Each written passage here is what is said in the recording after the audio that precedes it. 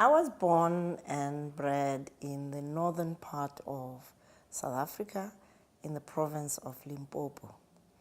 I am a product of two teachers and child number 3 out of 7. I grew up in a rural village where both my parents were teachers, a little village called Kranspoort on the foot of the Soutpansberg Mountains. The Soutpansberg Mountains are the boundary between South Africa and Zimbabwe. It was an idyllic childhood in a very rich environment with fruit and vegetables right through there. The most important part of my upbringing is that my parents made it very clear to me that education, education, education, and not just any education. Excellence in education is the foundation for everything. And that was the best gift they could have given me. The advantage of living in a remote rural area is that those things were not in your face. But they were puzzling things for me.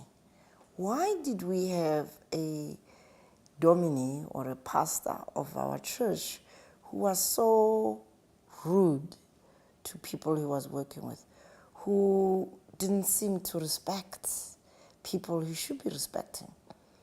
Why was he living in the palatial home and ordinary people were living in much poorer circumstances? The most important event that really shook my innocent childhood was a clash between this pastor and the people of Kranspoort over the right to bury an old woman who had died. And that sparked a revolt which divided the community, and in the end, that village was declared a white spot, a black spot in a white area.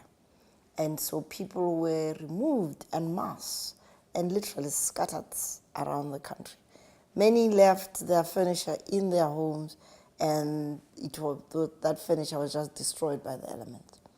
It was the most painful and puzzling experience because I was just a grade 3 student at that time. I didn't understand what was going on, but I could see something serious is happening. And my father then sent us to his home village in Bochum, which was something like 60 kilometers from where we were growing up. And so we were protected from the police raids and the real horrible things that happened then.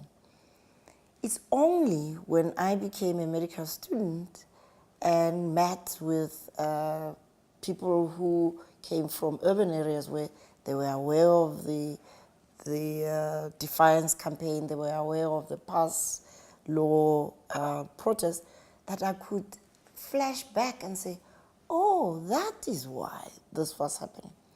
So the idyllic childhood is idyllic because it was ignorance. We were growing up in an environment where we didn't have the information to understand our environment.